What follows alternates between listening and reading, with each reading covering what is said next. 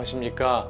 구건석성형외과 대표원장 구건석입니다. 첫 코 성형과 재수술의 차이점을 서로 이렇게 비교를 하면서 설명드리도록 하겠습니다. 첫 번째, 첫 코 성형은 코의 골격을 덮고 있는 연부 조직, 피부와 근육, 지방층이 부드럽고 정상적인 상태이지요. 코의 골격이나 기타 다른 연골들을 전혀 사용하지 않았기 때문에 어떤 연골이든 다 사용할 수 있다는 그런 장점이 있습니다. 따라서 첫 코 성형은 정확한 진단 그리고 올바른 수술 방향만 잡으면 수술이 비교적 쉽고 좋은 결과를 얻을 수 있습니다. 다만 첫 코 성형에서 실리콘, 메쉬, 고어텍스 등의 인공물질 또 인공보형물을 결코 사용하지 않는 것이 좋습니다. 이것은 만성염증 또는 구축, 조직 손상 등을 유발하기 때문에 되도록 사용하지 않는 것을 권합니다. 자가연골로 코끝 성형을 할 때 또는 코의 골격을 교정하는 그런 수술을 할 때는 첫 수술이기 때문에 처음부터 늑연골을 사용하기보다는 귀연골, 비중격 연골 등 쉽게 손상이 적은 그런 연골부터 우선적으로 사용하고 손상이 크고 부담이 더 많은 그런 늑연골은 나중에 사용할 수 있도록 하는 것이 더 안전하고 더 부담이 적다 이렇게 생각이 됩니다. 한편 재수술은 그와 반대로 연부 조직이 이미 수술했기 때문에 뻣뻣하고 단단하고 변형되어 있죠. 또 모든 코의 골격들이 변형되어 있고 또 손상되어 있는 상태입니다. 따라서 조직이 말을 잘 안 듣고 조작할 때 까다롭죠. 그리고 재수술할 때는 코 안에 있는 연골이나 또는 귀연골 등등이 이미 사용한 경우가 많기 때문에 연골을 사용할 수 있는 것이 제한적이고 부족합니다. 충분히 경험과 기술적으로 습득이 되어 있는 상태에서 수술하는 것이 꼭 필요하다고 생각이 됩니다.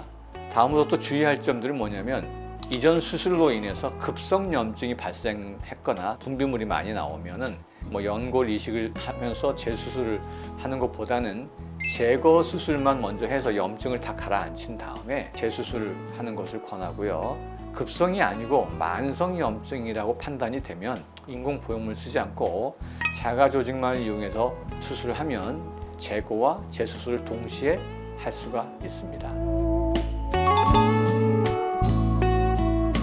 사실 저희 병원은 코 재수술이 많아서 그런지 코 성형을 받았던 분들 가운데 코 성형은 언젠가 재수술 하게 될 줄 알았다 하는 분들이 의외로 많습니다. 대개는 인터넷 또는 SNS 또는 다른 분들의 경험담을 듣다 보니 그렇다더라 하고 대답한 분들이 많습니다. 첫 코 성형을 한 이후에 재수술을 해야 되는 원인은 대부분 두 가지로 분류할 수 있습니다. 첫 번째로는 부작용이 생겼을 때, 두 번째로는 내가 원하는 결과에 못 미쳤을 때, 이럴 때 이제 재수술을 하게 되죠. 두 번째 문제는 우리가 좀 애매한 부분이 있죠. 개인적인 어떤 주관적인 성향과도 연관되어 있기 때문에 그래서 부작용을 위주로 한번 살펴보도록 하겠습니다. 첫 번째가 실리콘을 이용해서 코 성형하는 경우, 근데 두 번째로는 올바르지 않은 부적절한 수술 계획을 세웠기 때문입니다. 그래서 이 두 가지 문제가 가장 많습니다. 코 성형에서 가장 흔히 하는 수술이 바로 실리콘을 이용한 융비술인데 그렇기 때문에 이런 코 성형을 하면 재수술을 꼭 해야 된다더라 이런 얘기가 나오게 되는 겁니다. 의료 전문 논문에서 발표한 걸 보면은 실리콘 때문에 나타나는 부작용만 36%로 발표되고 있습니다. 실리콘으로 코 성형을 했을 때 가장 흔한 부작용으로 구축 현상을 줄 수 있습니다. 34.8% 부작용 가운데 거의 3분의 1 이상이 구축입니다. 그다음에 또 역시 거의 30% 실리콘이 삐뚤어져 들어가 있는 형태입니다. 실리콘으로 인해서 피부가 얇아지고 또 피부가 뚫고 나오는 등 피부 문제인 것이 20%, 그 외에 염증 등이 10% 정도로 나타나고 있습니다. 그리고 재수술을 하게 되는 이런 원인도 많은 순서대로 쭉 나열을 해보면 첫 번째가 구축고, 두 번째로는 보형물의 부적절한 모양, 염증, 네 번째 잘못된 위치, 다섯 번째 보형물로 인한 피부의 손상, 코끝 연골이 변형되는 그런 문제 등의 순서로 재수술을 많이 한다고 발표되고 있습니다. 그 다음으로 부적절한 수술 계획에 대해서 살펴보면 예로 매부리 코를 교정한다고 하면서 콧등을 약간 갈고 그 위로 실리콘을 덮고 코끝에는 늑연골을 사용해서 코끝을 강력하게 높이는 그런 사례들을 자주 보게 됩니다. 왜 그렇게 늑연골을 사용하게 되냐면 매부리가 있는 경우에는 콧대가 상당히 높은 편이기 때문에 그 위에 실리콘까지 덮으면 콧대가 상당히 높아지죠. 상대적으로 실리콘을 넣기 전에도 콧등에 비해서 코끝이 낮은데 거기다 콧등에 실리콘까지 넣으니까 코끝을 많이 올려야 됩니다.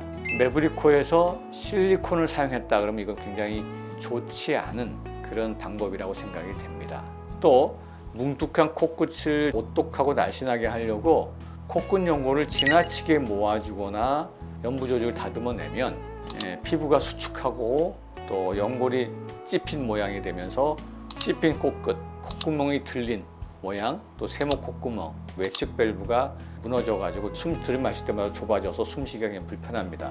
이런 등등의 변형이 나타나기가 쉽습니다. 그래서 뭉툭한 코끝을 교정할 때 굉장히 지나치는 것은 조심해야 된다. 휜 코의 경우에 비중격 절제를 너무 많이 하고 연장이식까지 하게 되면 비중격이 약해지고 코끝을 받쳐 올려줘야 되기 때문에 그 텐션을 또 받으면서 비중격이 휘거나 무너질 수가 있습니다. 그래서 비중격 절제를 최소화하는 것이 중요하고 연장 이식을 할 때는 더군다나 비중격 절제를 굉장히 조심스럽게 해야 된다 말씀드리겠습니다.